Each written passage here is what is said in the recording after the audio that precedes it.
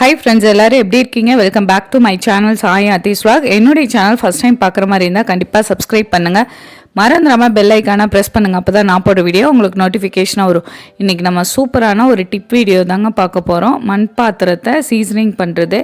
எல்லாத்துக்குமே இப்போ மண் பாத்திரத்தில் சமைக்கிறது ரொம்ப பிடிக்கும். ஆனால் எப்படி சீசனிங் பண்ணுறதுன்னு நிறையா டவுட்ஸ் இருக்கும். நம்ம சிலர் சாதம் வடிப்போம், ஒரு சிலர் குக்கரில் வச்சு சமைச்சிருவோம். அப்படி இல்லாத டைமுக்கு ரைஸ் எந்த ரைஸ் வேணாலும் ஒரு 2 ஸ்பூன் எடுத்துகிட்டு இந்த மாதிரி பவுட்ரு பண்ணி எடுத்துக்குங்க.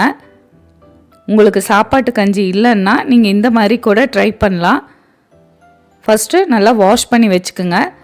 இப்போ கஞ்சி ஆட் பண்ணிவிட்டு தண்ணி ஆட் பண்ணி நல்லா காய்ச்சி எடுத்துக்கலாம்.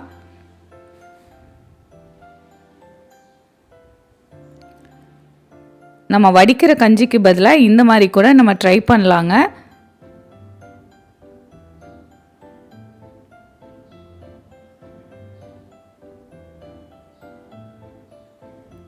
ரொம்ப நேரம் வேகணும் நல்லா இல்லைங்க. நல்லா பபிள்ஸ் கஞ்சி மாதிரி ஆயிட்டாவே நம்ம அடுப்பை ஆஃப் பண்ணிவிட்டு இதை பக்கெட்டில் ட்ரான்ஸ்ஃபர் பண்ணிக்கலாம். நல்லா வேக வேக பாருங்கள் கெட்டி ஆயிடுச்சு. 2 ஸ்பூன் அரிசி எடுத்திங்கன்னா போதும். நீங்கள் இட்லி அரிசி, சாப்பாட்டு அரிசி இல்லைன்னா பச்சரிசி எது வேணாலும் எடுத்துக்கலாம்.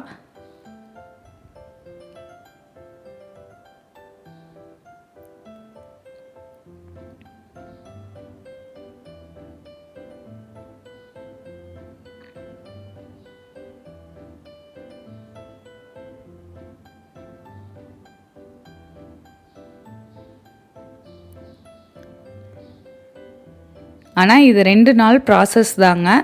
நீங்கள் ஒன்ஸ் பண்ணி வச்சிட்டிங்கன்னா உங்களுக்கு நல்லா யூஸாக இருக்கும்.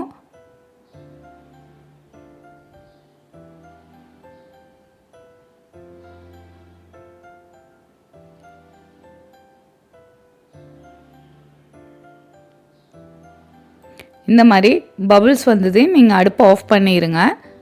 ஆற வைக்கணுங்கிறதெல்லாம் இல்லைங்க, நீங்கள் பக்கெட்டில் ட்ரான்ஸ்ஃபர் பண்ணிக்கலாம். இதை உங்களுக்கு மண்பானை முழுகிற அளவுக்கு பக்கெட்டில் தண்ணி எடுத்துட்டு அதில் இதை கலந்துக்கலாங்க.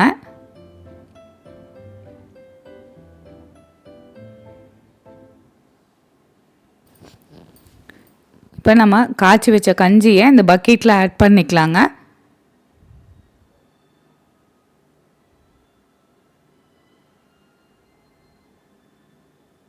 மண் சட்டி 2யும் ப்ளைன் வாட்டரில் வாஷ் பண்ணிவிட்டு இதில் ஆட் பண்ணிக்கலாம்.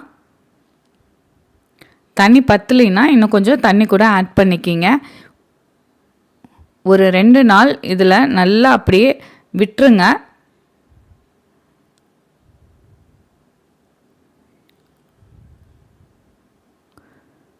ரெண்டு நாள் கழித்து நம்ம இதை எடுத்துட்டு திரும்பவும் வாஷ் பண்ணிவிட்டு வெயிலில் வச்சு எடுத்துக்கலாங்க.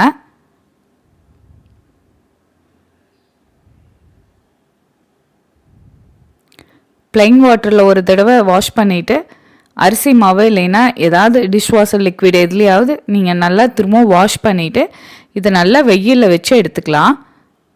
வெயில் நல்லா அடிச்சிச்சுன்னா ஒரு 2 hours வச்சிங்கனாவே போதும். பாருங்கள் நல்லா ட்ரை ஆயிடுச்சு. இதுக்கப்புறம் எடுத்துட்டு இதில் ஆயில் அப்ளை பண்ணிவிட்டு திரும்பவும் நம்ம கேஸ் ஸ்டவ்வில் வைக்க போகிறோம்.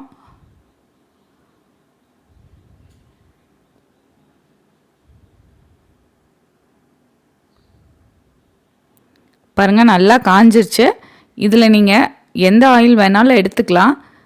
ஒரு 1/2 ஸ்பூன் ஊற்றிட்டு ஃப்ரண்ட் அண்ட் பேக் நல்லா ஸ்ப்ரெட் பண்ணி விட்டுருங்க.